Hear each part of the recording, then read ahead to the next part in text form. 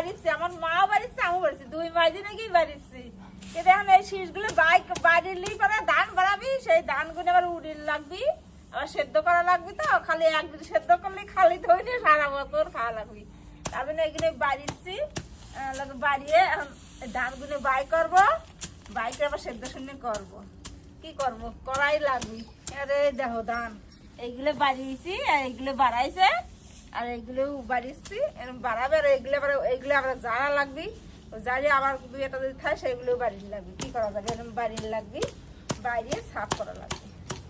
তা তোমরা আমার ভিডিও যদি কেমন লাগতেছে দেখো, ভালো ভালো কমেন্ট করতেছে, বলে 10,000 হয়েছে, তাহলে আমার খুব খুশি লাগতেছে। আর বৌমা আছে, আমি তো ওসব বুঝি না, ফোনও চালাই জানি।